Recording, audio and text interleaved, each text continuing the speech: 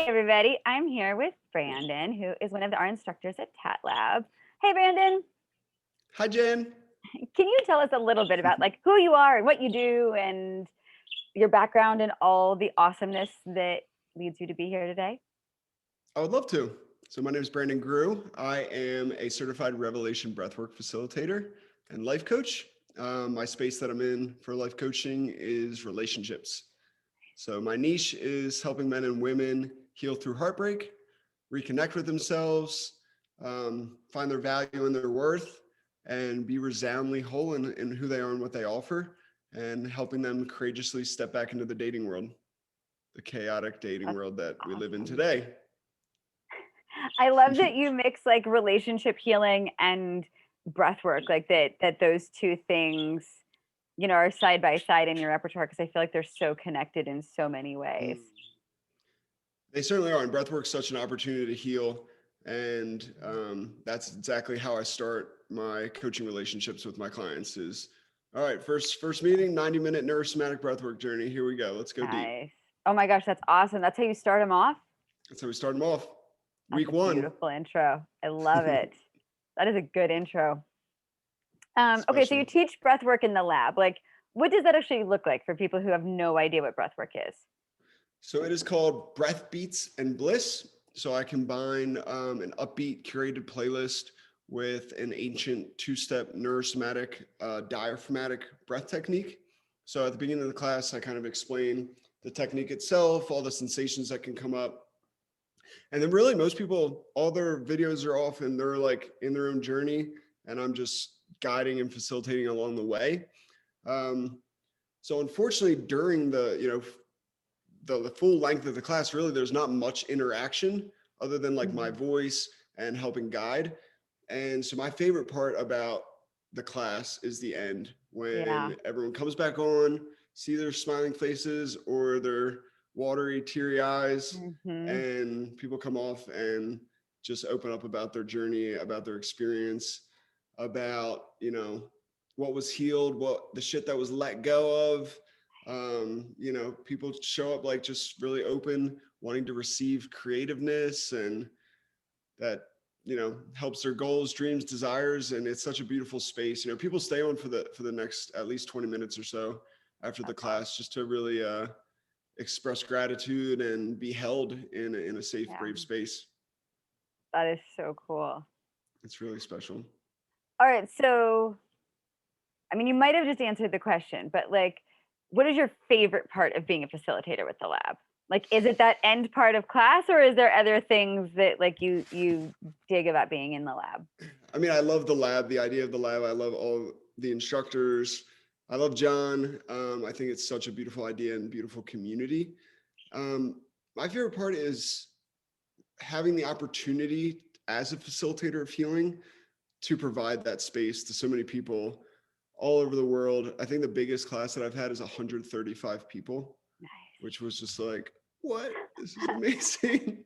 I was going to say, what a cool way to like touch that many other beings at the same time. It's been so powerful. Yeah. And I leave the class so fired up and just so grateful that breathwork has been such a huge healing modality for myself Hmm. and for my own journey. So to now, be able to provide that space and that gift to others has just it's been amazing, very humbling. I love that. So, okay, this is what I call like the bumper sticker question, right? So, like, okay, and like all the time you've been working with people, like, like there's those things that we learn, and it's like, okay, so it's like, what's the message that you would want everyone to know? Mm. What would you put on your bumper sticker, kind of a thing? You are worthy and you are enough. Mm, That has I been like that. that has been a work statement. We call them work statements in my men's group that I was offered to when I Hmm. was really struggling with an expired relationship, and I feel Yeah. like I feel like I am a confident person, and this was the first time in my life where I just completely lost everything. It felt like all my Yeah. confidence, all my purpose, my self-worth. I was a mess. And that work statement, I have it on a sticky up on my door. in my bedroom, and I see it every day, and it's just like wake up like fuck yeah, I am worthy and I'm enough. Like, Nice. so that's my favorite. I like that. That's a good one. All right. So this question's evolved over time a little bit. So, what are your favorite, like your three favorite media things? So, whether it's a podcast, whether it's a book, whether it's a TV show, whether it's a movie, like whatever, however you ingest other people's stories, like what is your top three and why? Top three. So one of my favorite books is Scar Tissue Hmm. by Anthony Kiedis, the lead Oh, singer yeah. from the Red Hot Chili Peppers. Hmm. And I read it for the first time when I was a senior in college, and it was at a time, I mean, it's such a like raw, reckless, debauchery filled autobiography. Hmm. And it was at a time where I was leading a very similar life. And so I read it, loved it. And then I did a week-long road trip when I moved to Colorado. And three of my best friends joined me. And to pass the time on the road, we each took turns reading the book out loud, Nice. which was super fun. And Yeah. I'm so grateful for where I'm at today in my life. But I definitely still am grateful for the person that I used to be, because it's made me who I am. And just like look back and kind of laugh that I'm kind of still here because of the way I used to live my life in reckless abandonment. So I really connect with that book and Anthony Kiedis, and I love his music.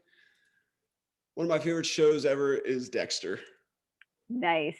Loved it. Did you see there's another season coming out? No, I I mean, did maybe I not. misunderstood the little like ad I saw, but I was all super excited. It said something about like season 9 and he's still a serial killer.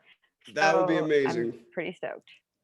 But I just love that Right? he's like, it's just like a hero's journey, but in the way of like we all wish we could kind of like do, like take out the bad people in the world and like still live our lives. Right? And like still have like the day job and like be completely normal and all the things and Exactly. yeah, And save the world. and save the world. All right, one more. One more. Favorite movie, probably The Big Lebowski. It's Oh, just a God, that one's movie so for me good. that absolutely never gets old.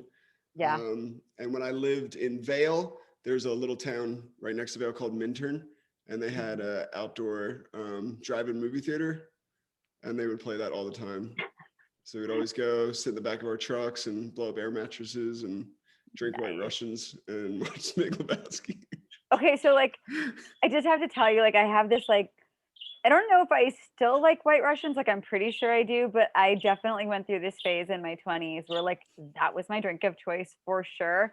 And I never heard anyone else like have like a phase in their life where like that was like what they did was they drank White Russians. You know, like they would get Yeah. together, like watch the movie, like air mattresses, and like I was living in San Francisco at the time, and oh my God, well, it was X-Files for me. It was like, no, we would all get together. We'd have these big, huge, like pasta dinners and drink White Russians and watch That is X-Files. hilarious.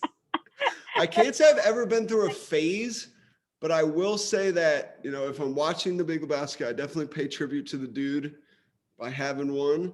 Nice. And if we go bowling, like we'll get at Yeah. the local bowling alley here now that I live in Whitefish, Montana.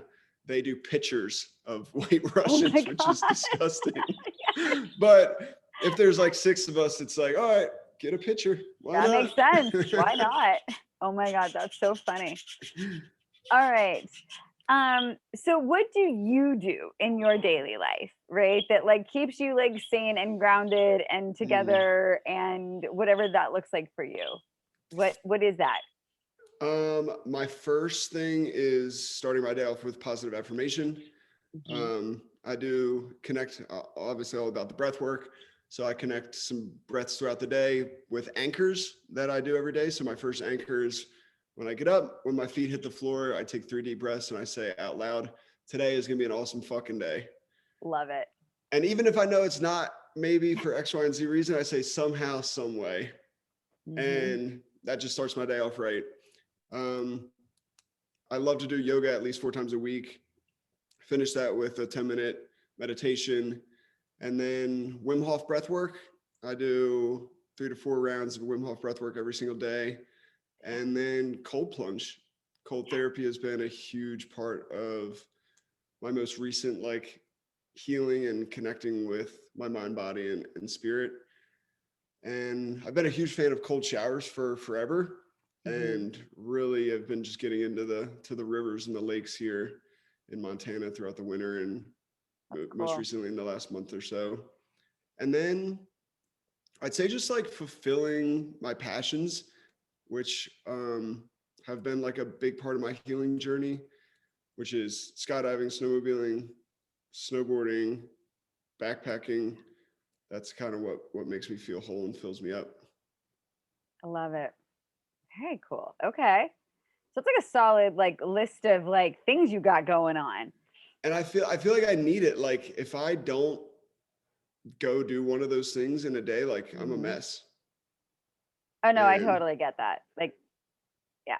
I can maybe go 24 hours before I start like noticeably crumbling. Like I can feel it on the inside, like if I don't do my mm, routine, but like more than 24 hours, like I was traveling and so everything was off. And by the time I got back, I felt like, I mean, again, I don't think like know if anyone else noticed or not, but like I definitely noticed that like I felt like twitchy and cranky and like no yeah. patience and And it it's was the worst to definitely be in that space. right. I couldn't focus on anything. It was like, oh my God, there's so much to do and I can't. Like I just like nothing is gonna work right now.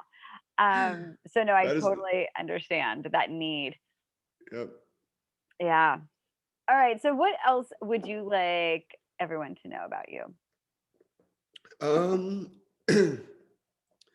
that I am just a regular guy, normal, flawed human being. I have a story that I really attach to the space that I'm trying to hold for others when it comes to the relationships, and it's what I'm passionate about. I Mhm. think relationship work and men's work, my passion in men's work in particular, um, and I'm just grateful for the journey and finding this work. Um, I mean, it was less than a year ago. I was on a completely different path, and How did you find like how did you end up like how did you find this path? yeah, I was. It was pretty much like at the time of COVID, and I was home back in Delaware during like Mhm. lockdown, and I've always known I wanted to work with people. I was in the hospitality industry my entire life since I was 16. I thought my dream job as the beverage director at a fine dining restaurant in Vail. You know, Mhm. it was amazing. I worked 7 months out of the year for the last 4 years, could go travel for the other 5 months. In the winter, I got to ride my snowboard to work every day. Amazing. It is I was saying that doesn't sound too It doesn't bad. sound too bad. But Vail, I just knew wasn't a place that I could settle down. I could raise a family. Can't afford to live there. It's like, and I always said when I'm 30, I'm gonna like, all right, find a new job, a new passion, new purpose. And it kind of found me. I was put in touch with one of the founders of the Unshakable Man, which at the time when it started was a 12-week men's emotional awareness program. Mhm. And before that, I had been curious about men's retreats, and I just Mhm. like didn't have the funds. It seemed really expensive for like these 10-day retreats in Joshua Tree or wherever they were doing them. And so they started this because of COVID. They did a 12-week virtual kind of men's retreat, and Mhm. that completely shifted and changed my life. And I hired one of the coaches as my own personal coach for 6 months. And then in that time, um, is when I fell in love with the breath work. They were facilitating it, every Sunday through the men's group. And I had done the same type of breath work in Mexico when I was backpacking about 2 years ago now. Okay. And it was at a time where 4 days before one of my best friends had passed away. So it was life changing at a time when I never Yeah. thought that I would get through losing him. It was like I did one 90-minute breathwork session, and I felt like I was exactly where I needed to be Yeah. in that grieving process. And I was like, holy shit, this is powerful. And that's just led me to want to hold that space for other people, and now to become a coach myself. Hell yeah. I And love here I it. am. out of the bar scene. Just last day of work was on Wednesday, and getting clients, and I'm excited. I think all of that is awesome. I think it is so Thank you. awesome. And I always love how stories unfold, you know? They're sort of like the official version of how we're supposed to choose our lives, right? Like we're supposed to like go to college or trade school. We're supposed to know exactly what we're supposed to do, and then we're supposed to finish, and then we're supposed to get married, and then 2.3 children or travel is supposed to happen, and then we're going to either buy a minivan or a sports car, and then, like the whole thing, right? It's like Yeah. insane to me, and like I cringe now every time I hear like adults ever ask children like, "What do you want to be when you grow up?" I'm like, "Oh, please don't, just Nope. Don't do don't let them it. go." Shh. Like life will find them. Like they can't avoid it. And so I always love hearing all of the ways that life has found us all. And So that's how thank I you feel for like sharing. it found me, and Yeah, I'm excited. that is super cool. Well, thank you for chatting with me today, Brandon. Thank you, Jen. I Thanks for having me. appreciate it. I appreciate you. Um, when do you teach breath work? It's Sunday evening, correct? At Sunday 5. evening. Sunday Sunday evening, evening at 5 5. Pacific Standard Time. It's every other Sunday. Okay.